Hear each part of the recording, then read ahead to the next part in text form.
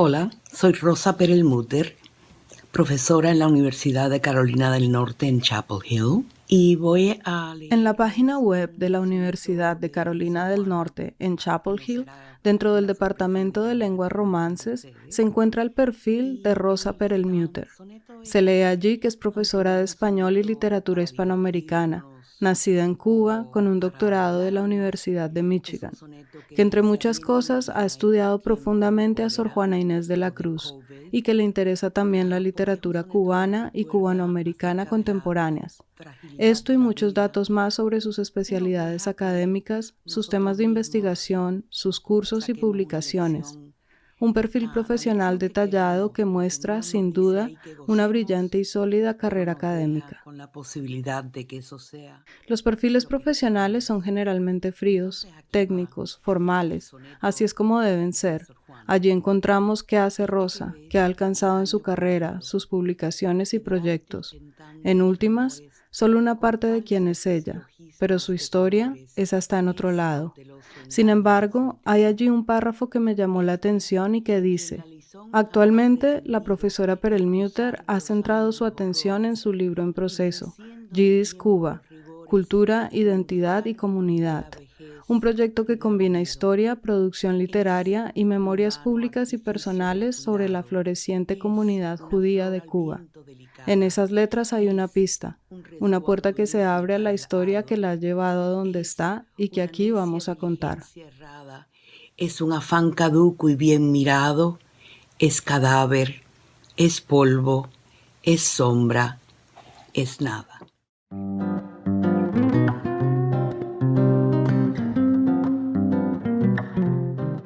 Yo soy Paola Cadena Pardo y esto es Recordarte, un podcast donde la vida es una historia y la voz el acontecer sonoro de la memoria.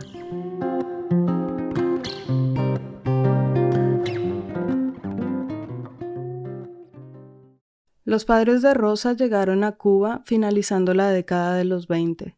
Venían de dos ciudades del territorio que hoy es Ucrania. La madre llegó siendo una niña y el padre ya un joven adolescente. Mi mamá llegó a los 3 años junto con sus padres y su hermana. Mi papá fue solo, tenía 17 años, ya tenía un hermano de 10 años mayor en Cuba.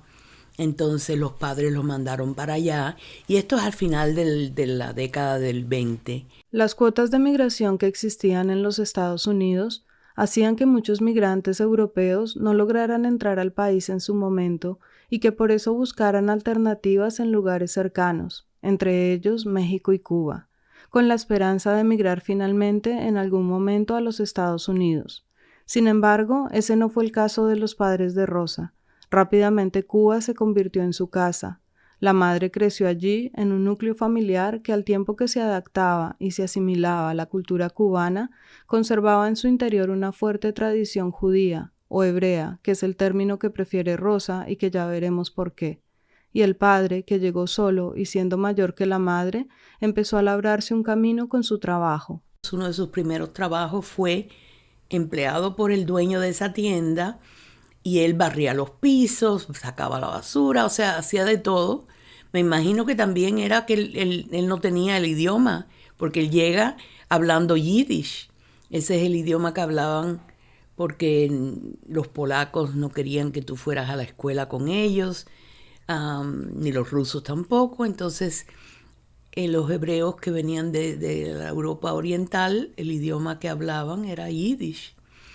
Pero entonces él llega a Cuba y entonces empieza, claro, a aprender. Y poco a poco tengo entendido que él compra un mostrador dentro de la tienda y con el tiempo sigue ahorrando hasta que él le compra la tienda al señor que la tenía y le pone su nombre.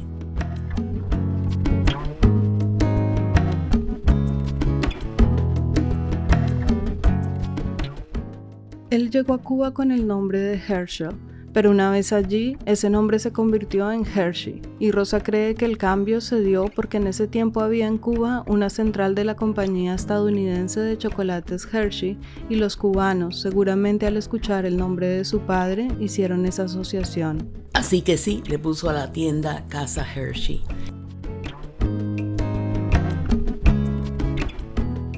Rosa piensa que su padre se empezó a sentir cubano mucho más rápido que su madre y que asimiló la cultura más profundamente.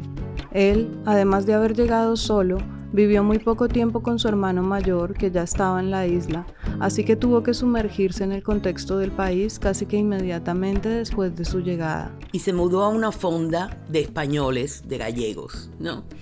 Y allí vivió muchos años mientras estaba soltero. Y entonces esa era su familia en realidad, ¿no?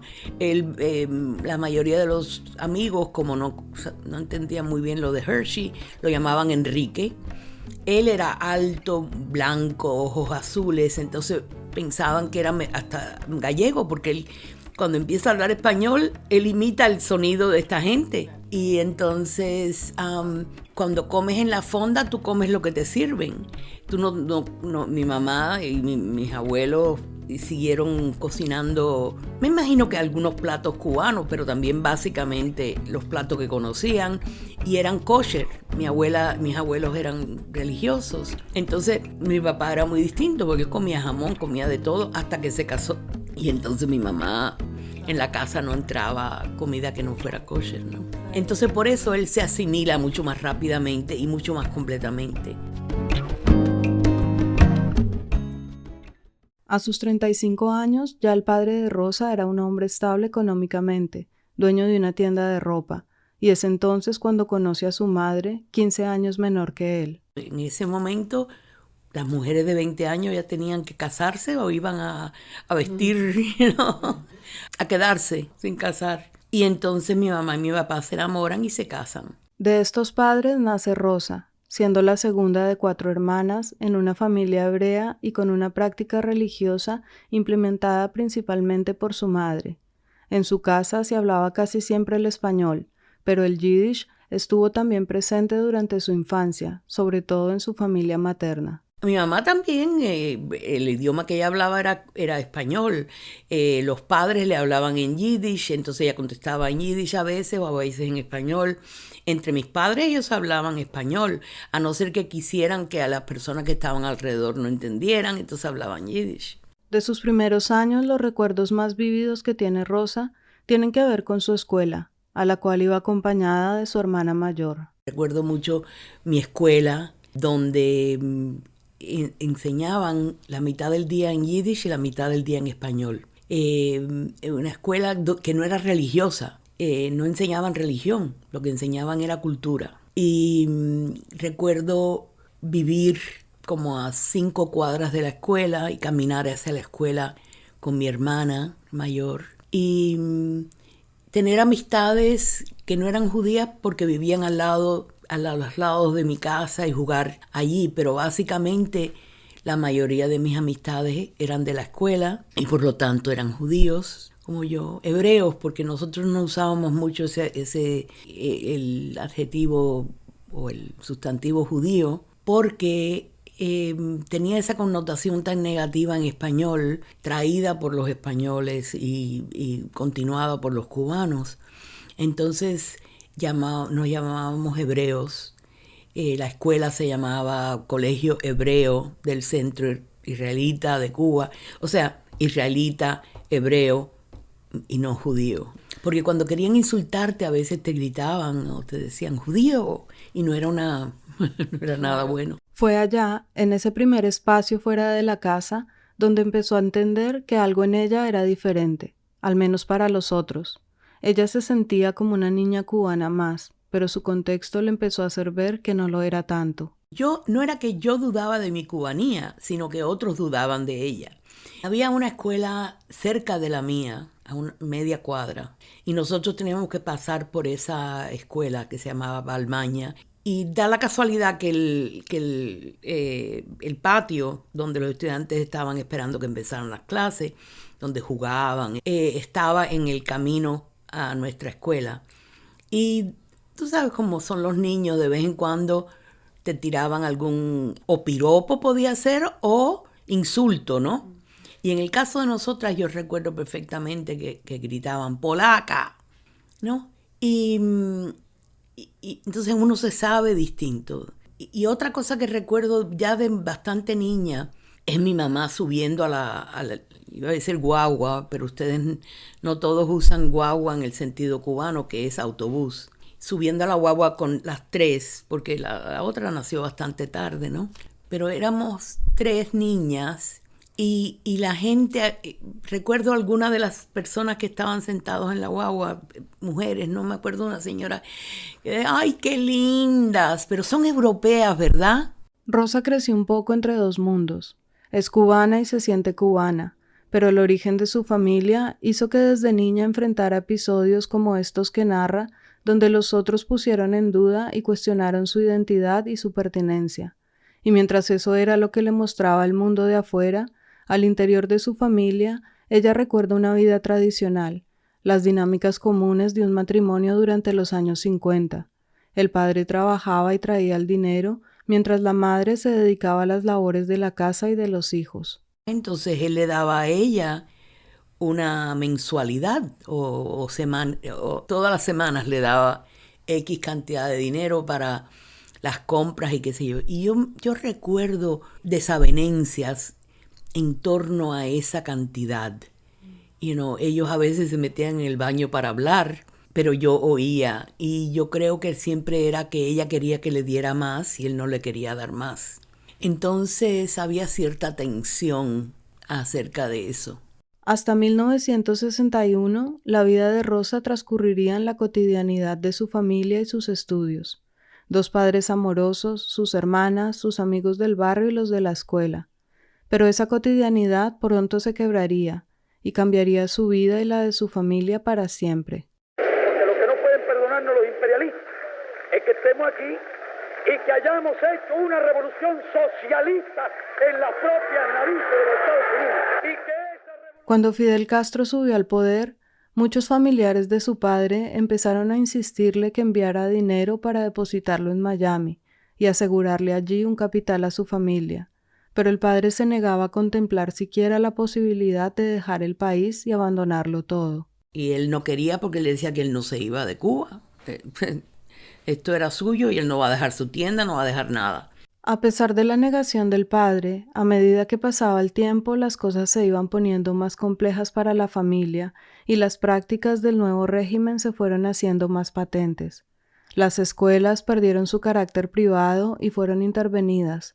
Se les exigía a los jóvenes que pasaran los veranos en el interior del país, alfabetizando a la población campesina que no sabía leer ni escribir, y estas labores no eran opcionales sino obligatorias, lo que asustaba mucho a la madre de Rosa, pues temía que sus hijas, todavía niñas, tuvieran que viajar solas y que sufrieran allí cualquier tipo de abuso. Entonces, las organizaciones religiosas en Cuba estaban muy al tanto de todo, porque en las iglesias ellos echaron a los curas, que eran mayormente españoles o franceses, qué sé yo, los echaron del país. Y las organizaciones sin fines de lucro hebreas intervinieron también. Y entonces había una que se llamaba The Hebrew Immigrant Aid Society, que se conoce como HIAS. Y ellos fueron a ver a mi mamá y ellos la convencieron de que era urgente que nos sacara a nosotras que estábamos tan cerca de esa edad donde te iban a indoctrinar y te iban a llevar a alfabetizar y todo eso, ¿no? Que ibas a perder la potestad, que ya no iban a ser tus hijos, sino el gobierno, ¿no? Eso es lo que se rumoraba. Nunca llegó a ser así, que te quitaran la paternidad, la potestad, pero eso es lo que se rumoraba. Así fue como convencieron a su madre de que enviara a sus dos hijas menores a Miami, a vivir con un hermano de su abuela y la esposa que ya estaban radicados allí. Para Rosa, una niña de 13 años, toda la idea del viaje fue en un comienzo una aventura. Le parecía una maravilla la idea de irse a Miami porque la mayoría de sus amigas de la escuela ya estaban allí, pues desde el año 60 muchas familias habían empezado a migrar y Miami era el destino más común. Pero una vez llegó el día y tuvo que subirse a ese avión con su hermana mayor, la realidad que se encontró fue muy diferente a la que imaginaba.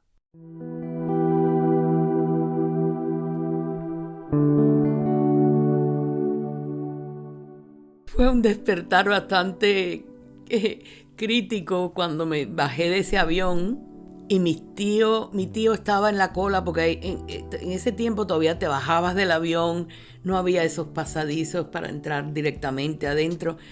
Y él estaba todo rojo, quemado del sol porque había estado en cola todo el día buscando trabajo.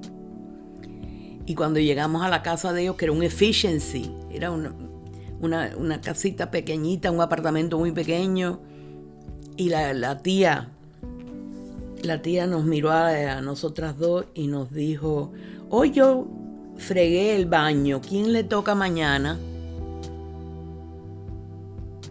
Eso fue el despertar.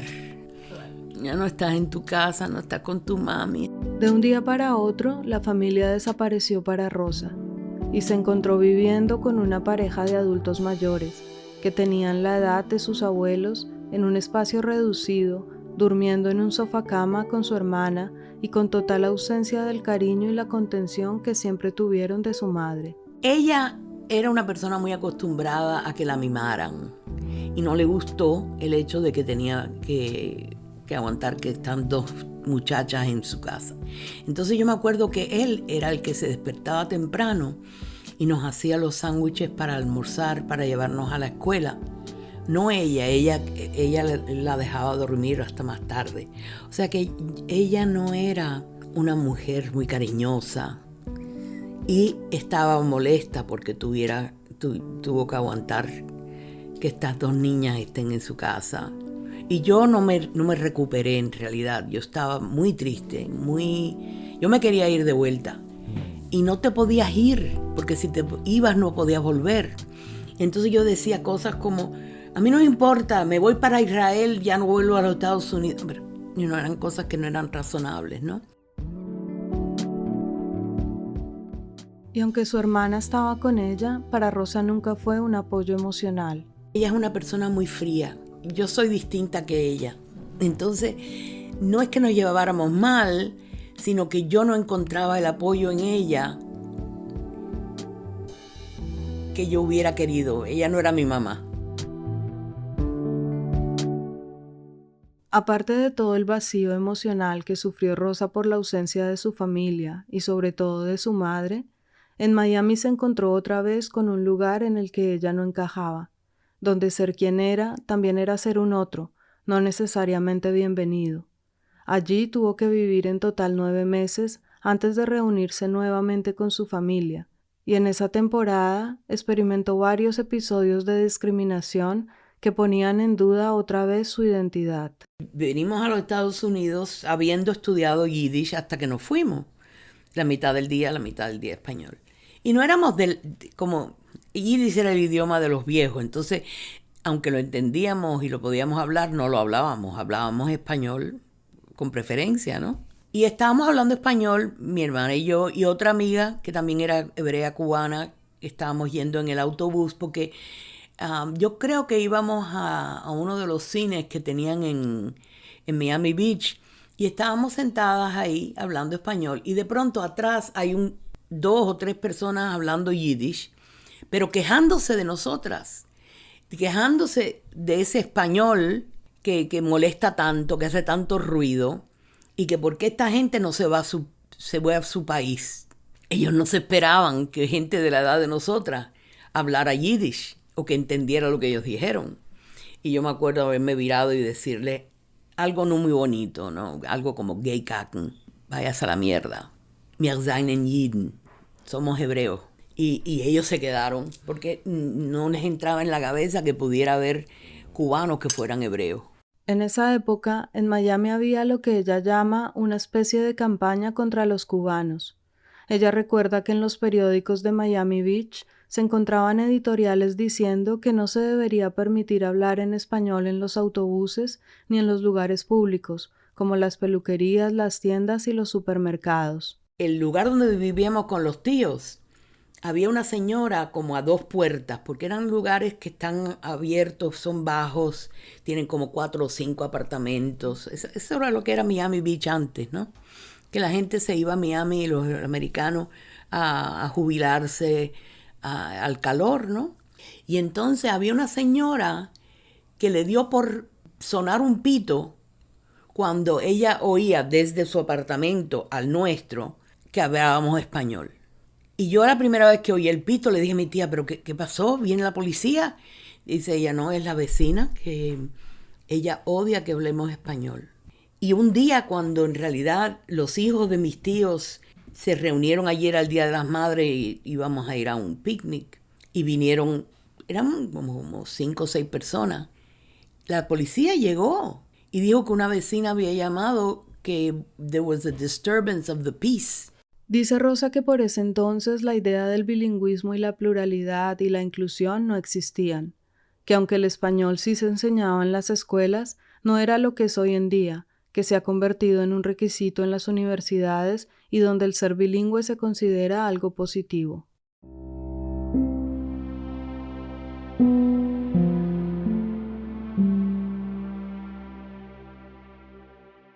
Yo no estaba preparada para eso.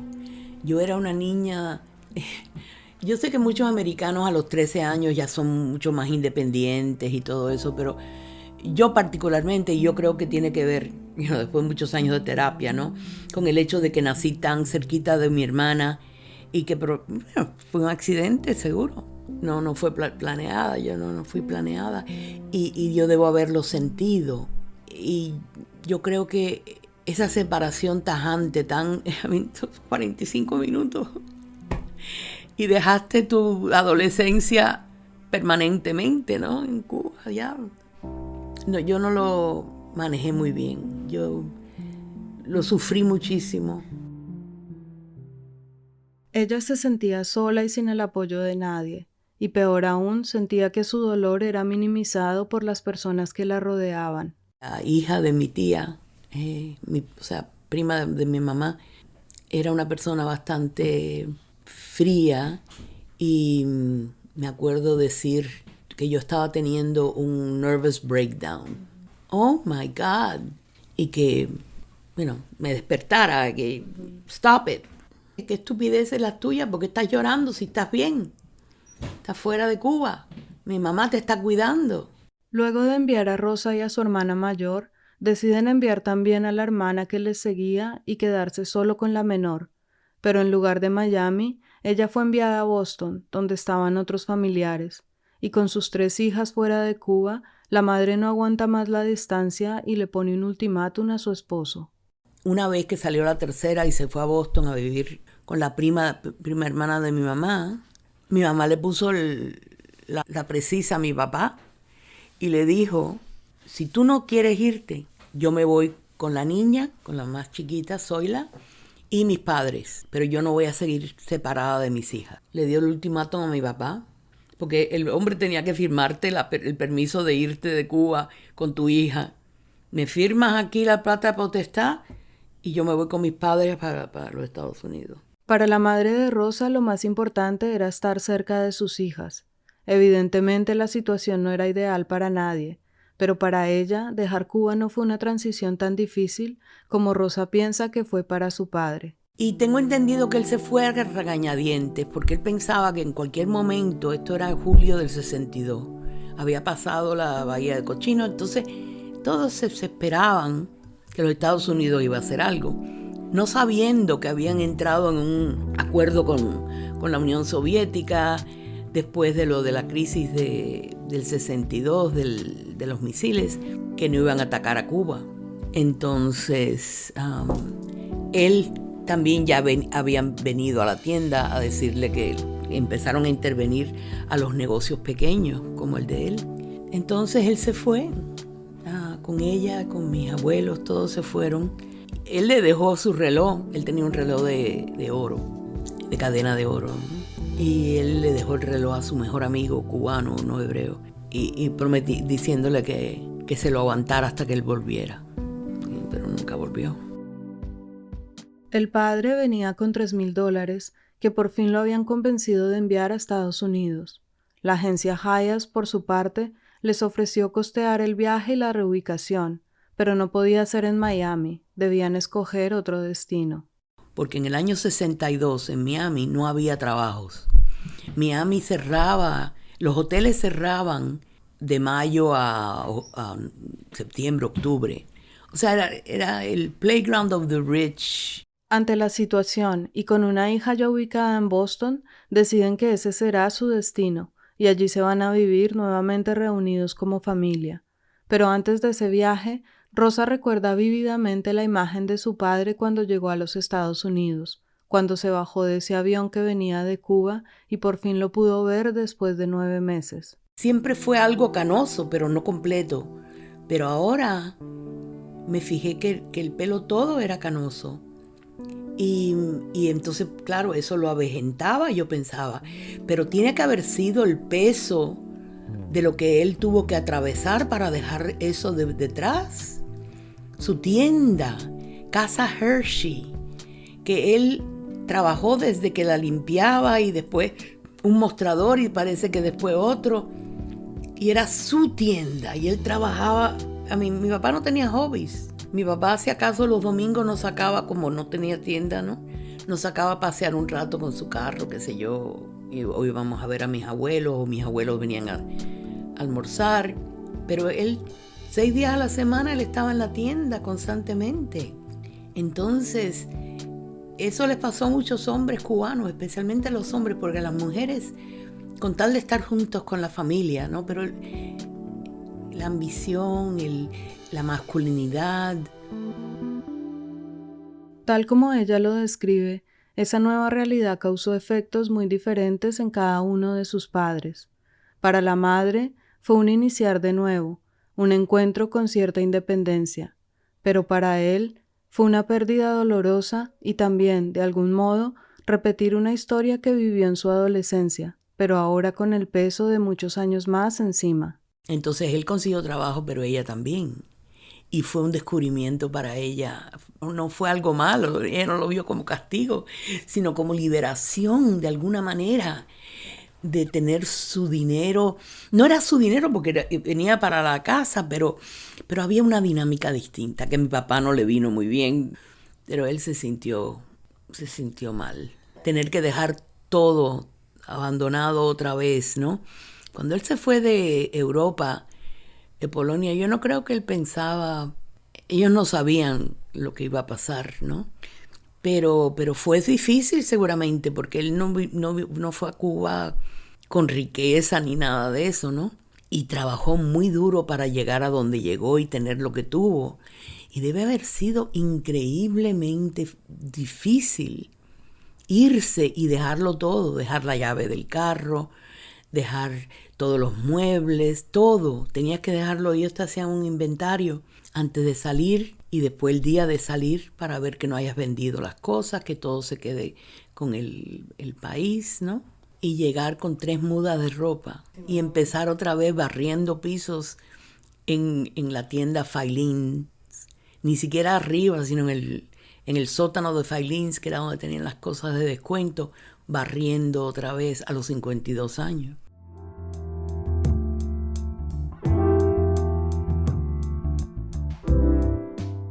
Ellos llegaron a Boston y la Fundación Hayas les tenía un apartamento muy modesto, pero con las necesidades básicas cubiertas.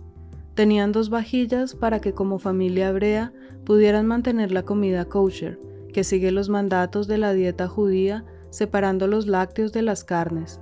Tenían cuartos con camas listas para ser usadas.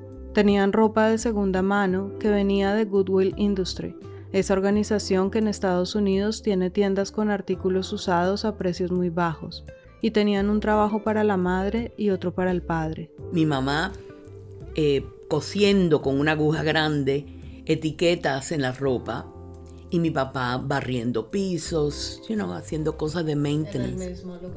En el mismo lugar, en diferentes partes del basement, porque mi mamá estaba en el sub-basement donde no iba la clientela, sino que era nada más que para los trabajadores y eso. Y ella fue subiendo, o sea, le fueron dando mejores puestos. Mi papá también lo subieron porque como él era tendero, él sabía cómo vender. Así que todo fue mejorando, ¿no? Pero así empezaron.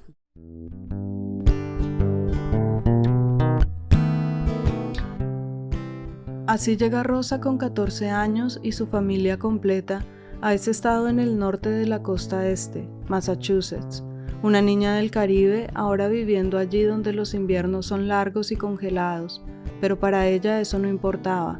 El frío más fuerte, que no es físico sino emocional, lo había sentido ya cuando tuvo que vivir lejos de sus padres. Estaba con mis padres, claro. Ya no estaba sola.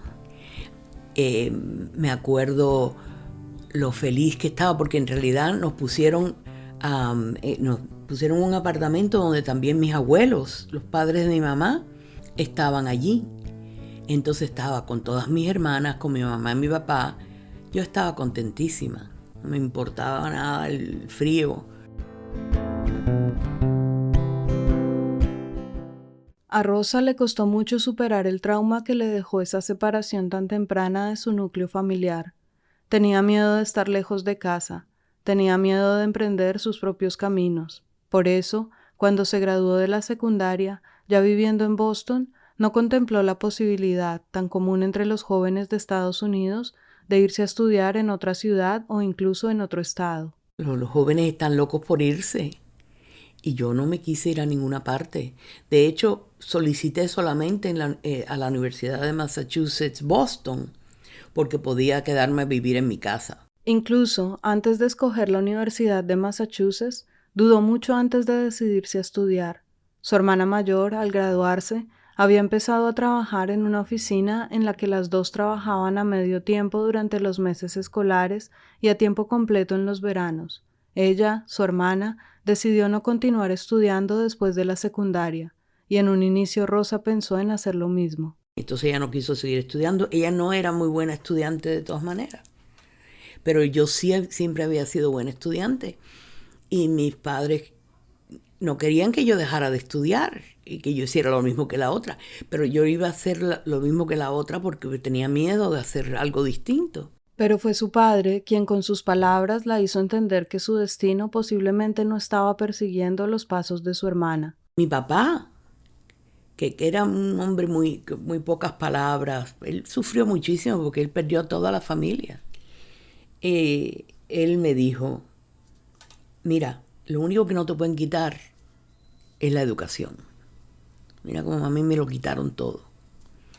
Y yo admiro mucho cuando estoy en los autobuses, los estudiantes, ¿no? Gente con libros. Entonces ya era muy tarde para ir a college porque nunca me habían preparado para el examen ese del SAT. A mí me estaban enseñando las maquinarias de business y mecanografía, taquigrafía, y eso me ayudó a tener buenos trabajos, ¿no? Pero no te ayuda para entrar en college. Entonces, había una escuela en Boston que yo creo que todavía existe, que se llamaba Boston Business School.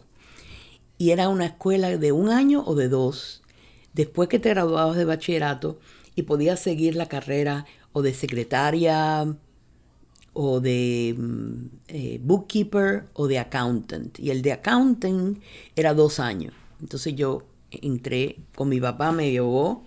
Yo le dije, si tú me acompañas, y él me acompañó y yo fui y empecé allí. Rosa terminó esa carrera técnica en menos de 2 años y fue entonces cuando decidió empezar a preparar sola el examen requerido para ingresar a una carrera profesional, conocido como el SAT, y finalmente presentarse a la Universidad de Massachusetts donde fue admitida. En ese momento ella no tenía nada claro sobre su rumbo académico. En su cabeza solo tenía presente una cosa.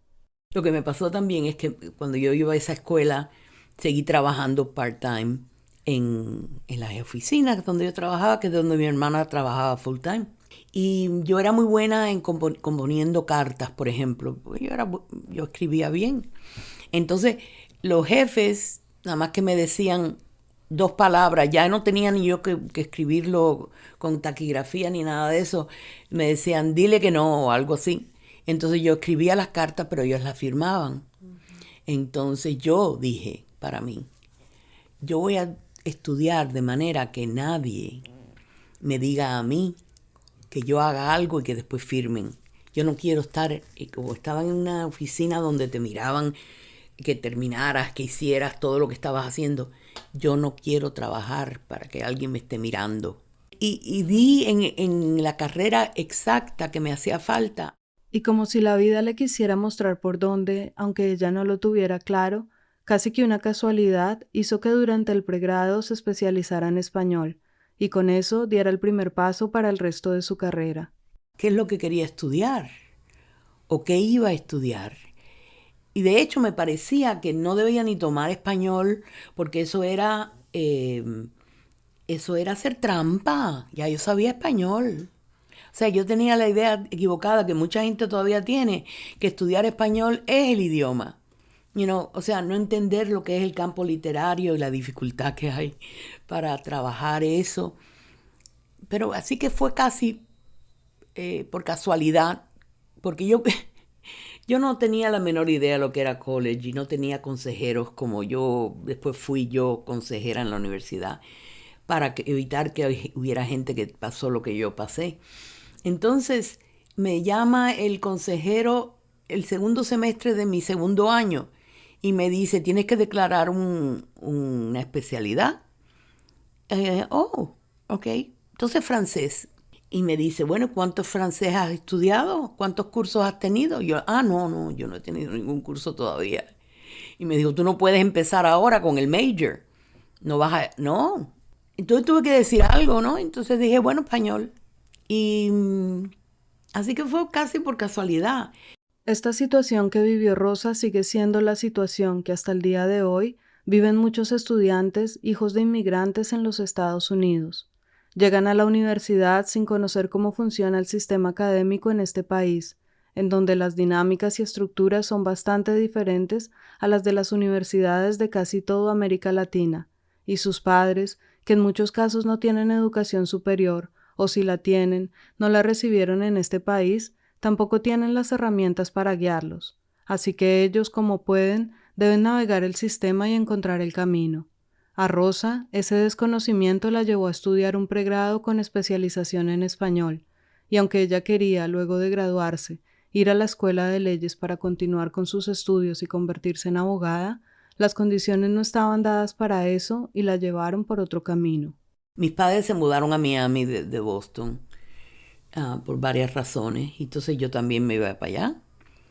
Entonces yo lo que hubiera querido es estudiar en la Universidad de Miami leyes, pero no había dinero. Yo no tenía dinero, ellos no tenían dinero, estaban trabajando muy duro tratando de salir adelante, pero no para pagar una escuela de leyes.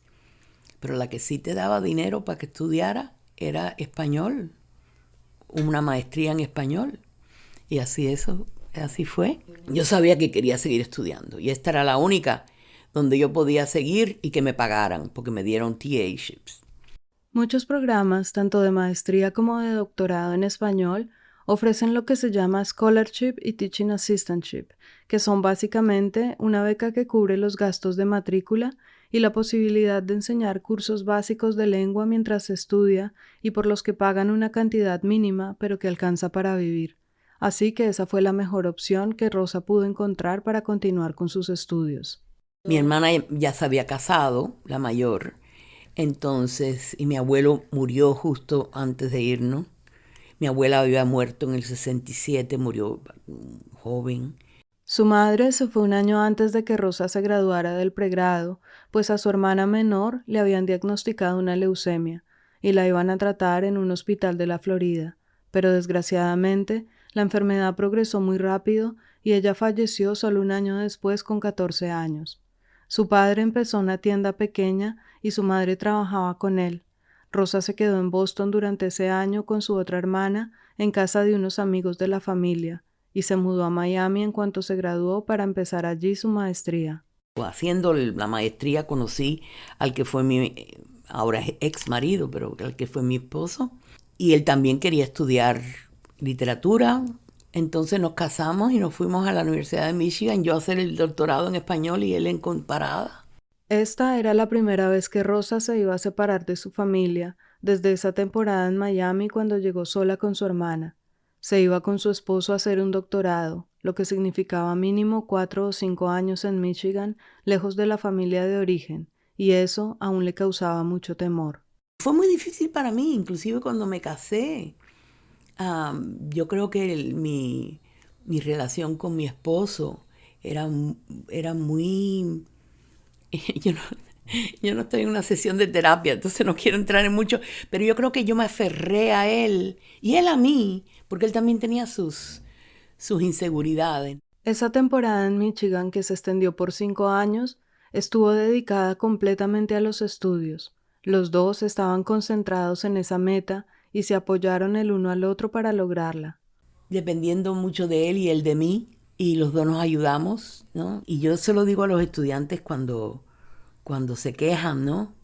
De lo difícil que es, yo les digo, yo creo que yo a lo mejor no hubiera terminado si no hubiera sido por estar casada con él, porque él era una persona, un workaholic, ¿no? Y no le interesaba para nada, no era muy sociable. Entonces nos pasábamos el día entero estudiando, entonces yo creo que gracias a él yo aprendí tanto y salí tan bien y terminé.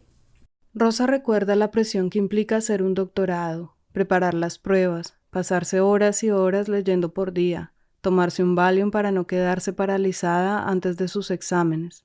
Pero había una razón particular, entre muchas otras, que no la dejaba desfallecer, y es que uno pensaría que tener una pareja que hace lo mismo, que va a desempeñarse en el mismo campo, que comprende el trabajo y comparte las metas, es una situación ideal.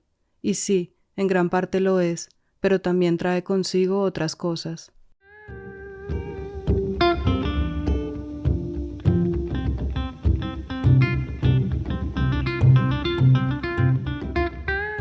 Yo estaba también muy decidida a que yo no iba a ser menos que él. Mi mamá me decía, eso no es bueno, tú no debías estar compitiendo con él, a los hombres no les gusta eso. Pero yo seguía estudiando, entonces ella me decía, bueno, de esa manera vas a poder enseñarle a tus hijos mejor. Entonces que ella no entendía ese deseo de tener esa carrera junto con él, pero yo estaba decidida que yo no iba a ser menos que él. Al final, esa relación que combinaba el apoyo con la competitividad tuvo la suerte de salir bien para los dos cuando terminaron la universidad. Una vez graduados del doctorado, venía la etapa crítica de encontrar trabajos, y en Estados Unidos las posiciones se buscan a lo largo del país, así que tenían la necesidad de encontrar 2 posiciones que hicieran honor a sus estudios y que les ofrecieran el rango de profesor investigador al que los dos aspiraban, pero además que estuvieran ubicadas geográficamente en el mismo lugar, lo cual puede ser una lotería. Tuvimos una suerte tremenda porque a él le dieron un puesto tenure track en Duke y a mí en UNC. Y eso es lo que yo quería. A mí me ofrecieron primero uno en Meredith College, pero Meredith no era un Research One.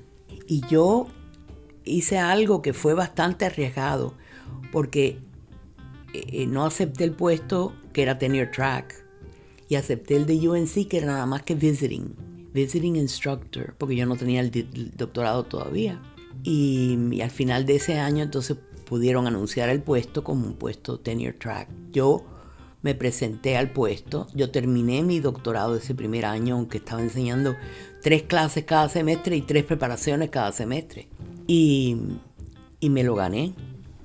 Rosa le dijo que no a un puesto que le ofrecía toda la estabilidad, pero que no tenía el prestigio ni las posibilidades en investigación de la Universidad de Carolina del Norte, y se arriesgó a quedarse allí con un puesto temporal y la posibilidad de que se abriera el permanente, y así fue.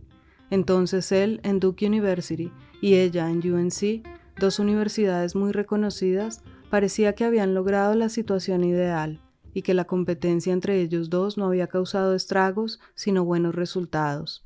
Yo pensaba que lo estábamos manejando bien, pero acabamos divorciándonos, entonces algo no iba bien, ¿no? Una vez sus 2 puestos estaban asegurados, vinieron los hijos.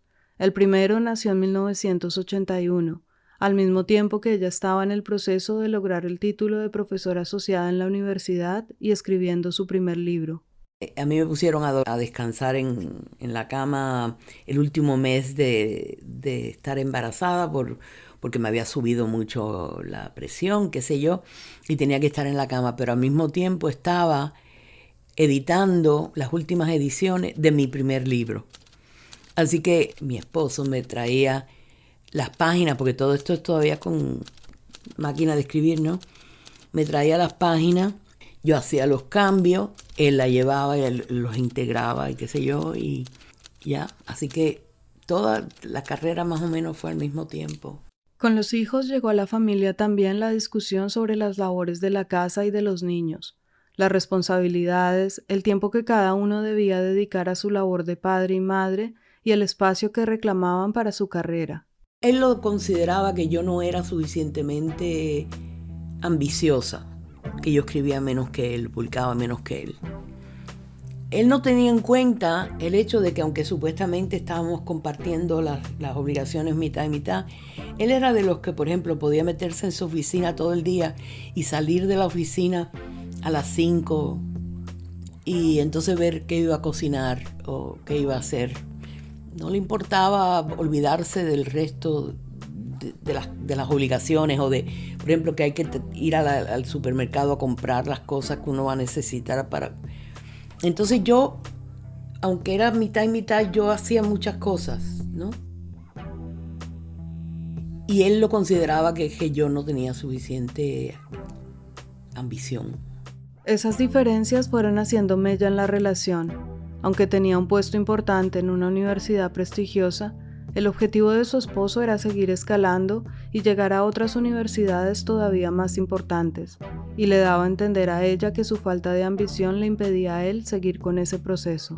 Estoy segura que él se pensaba que sí, que estábamos haciendo las cosas 50 y 50, pero es que él podía olvidarse por completo de las obligaciones y dedicarse a lo suyo, mientras que yo no podía. Rosa tenía su propio ritmo, y para él eso empezó a ser un problema, así que ella piensa que esas diferencias pudieron ser parte de las causas de su divorcio. Sus hijos nacieron, el primero en el 81 y la segunda en el 84, y para el momento en que vino la separación tenían 4 y 7 años. Ese fue un momento muy duro para Rosa, primero porque su relación con su esposo siempre fue muy fuerte y muy compenetrada, una fuente de seguridad. Segundo, porque con ello tuvo que afrontar, además, que sus hijos pasaran la mitad del tiempo con él y lejos de ella, que también le costó muchísimo. Y finalmente, porque de alguna forma ese vacío del divorcio le recordó ese otro vacío que sufrió a los 13 años cuando la separaron de sus padres. Mi mamá vino y se quedó conmigo, yo creo que un mes o algo así, y me ayudó muchísimo a sobrellevar esas primeras semanas. Y vino varias veces durante esa época, hasta que murió en el año 93. Murió muy joven, murió a los 68 años. Fue una época muy dura para Rosa, pero salió adelante con la ayuda de terapeutas tanto para ella como para sus hijos y sobre todo con el apoyo de su madre. Y ahora que lo mira en perspectiva, puede ver el otro lado de la moneda, lo que vino para ella más allá del dolor.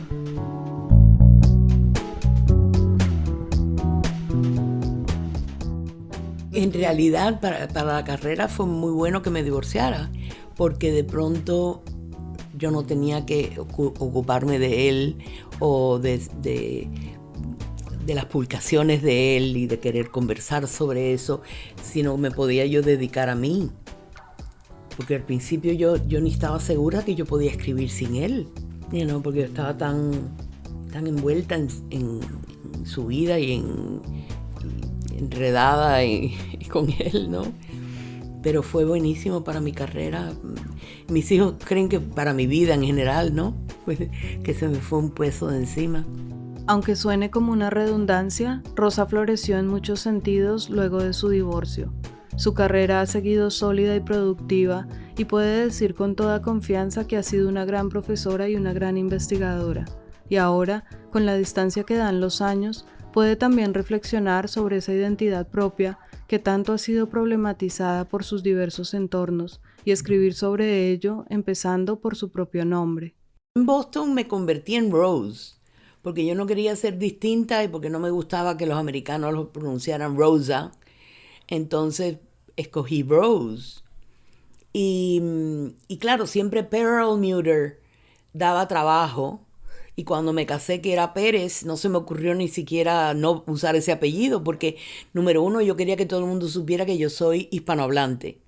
Entonces, Rosa Pérez era más fácil que lo supieran que si yo seguía siendo Rosa Perlmutter, ¿no?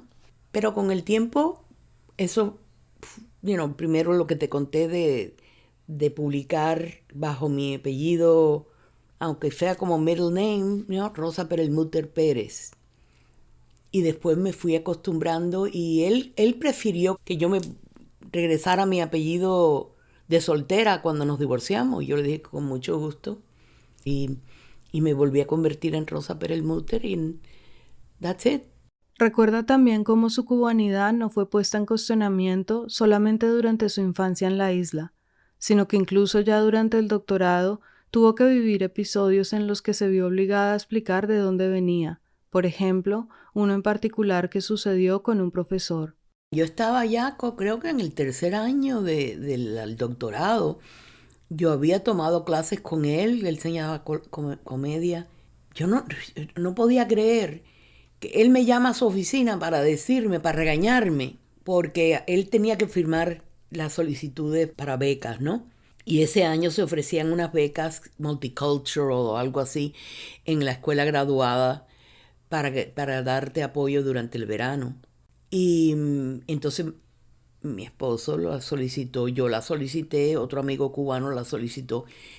Y la única que él vio mal, que me llamó a su oficina, es para decirme, oiga, simplemente por estar casado con un cubano, eso no quiere decir que usted sea también minority. Y yo lo miré y yo no podía creer, digo, pero yo soy cubana, yo nací en Cuba. Ah, yo pensaba que usted había nacido en Europa. Y yo le dije, en el año cuando yo nací, si hubiera nacido en Europa, no hubiera nacido, hubiera estado muerta. Este, como muchos otros episodios del mismo tipo que ha tenido que vivir durante su vida, sumados a la experiencia misma de ser quien es, venir del país y la familia que viene, la llevan hoy a tener como objetivo terminar ese libro que se menciona en su perfil de la universidad. Esa búsqueda y esa experiencia que seguramente ha llevado consigo siempre y que hoy quiere escribir. Me encantaría poder terminar ese libro que estoy preparando, que se llama Yiddish Cuba. Por fin, al principio, número uno, que lo estoy escribiendo en inglés. Y yo creo que lo estoy haciendo en inglés porque me permite acceder a recuerdos. A mí nunca me ha gustado escribir sobre mí. Me ha parecido siempre que eso es como mirarse en el ombligo y darse mucha importancia, ¿no? Pero acceder a esas memorias sobre Cuba, sobre la comunidad hebrea, sobre mi escuela, sobre el aprendizaje del Yiddish, el uso del Yiddish, me ha parecido fructífero, me ha parecido interesante. Y no todo es biográfico, aunque reconozco que la parte que lo hace más interesante es la mezcla de la memoria, lo biográfico, con lo histórico. Y lo que tiene de distinto este libro de lo que se ha escrito sobre la comunidad hebrea de Cuba, hay varios libros sobre eso, es que los que han escrito no habían sido parte de la comunidad y tampoco sabían Yiddish. Y lo que yo estoy haciendo es accediendo a esos documentos, los periódicos en Yiddish, los libros en Yiddish. Y aunque me ha costado mucho trabajo regresar al Yiddish y recordarlo, y todavía no lo leo con mucha facilidad ni nada, lo que sí he podido contribuir me parece que es nuevo.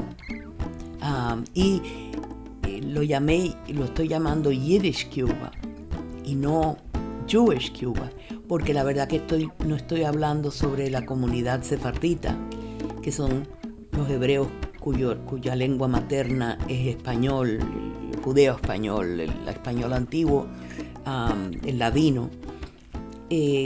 Porque la verdad que éramos unas comunidades muy separadas, ¿no? Entonces reconozco que no es Jewish Cuba, sino Yiddish Cuba. Ese libro vendrá, en eso está Rosa, al mismo tiempo que sigue trabajando como profesora en la universidad, sabiendo que posiblemente la fecha de su jubilación se acerca, pero sin planes concretos para ello ahora mismo. Hoy en día soy la profesora mayor del departamento, the most senior. Pero me siento muy bien recibida por mis colegas. Ellos no quieren que me jubile.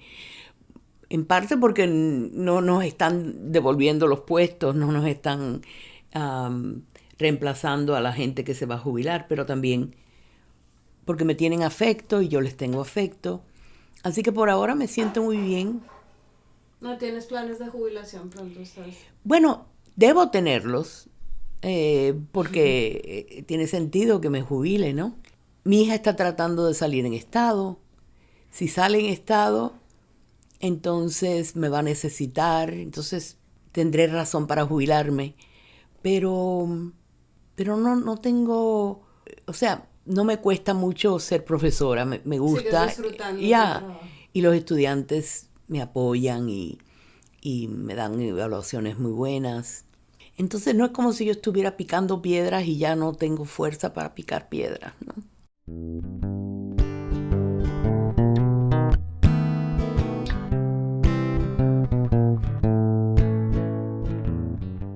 Y aquí llegamos al presente de Rosa. Sus hijos son ahora obviamente adultos, cada uno con su carrera y su camino, pero se mantienen en contacto constante. Rosa vive en una casa hermosa en Chapel Hill, Carolina del Norte, rodeada de árboles grandes y mucha naturaleza. Allí me recibió en una sala poblada de piezas de arte maravillosas que ha ido coleccionando y muchas plantas que dan al ambiente una sensación de paz. Cerramos nuestra charla con un café oscuro y un postre delicioso. Y todo esto sin café, sin nada, ahora cuando terminemos.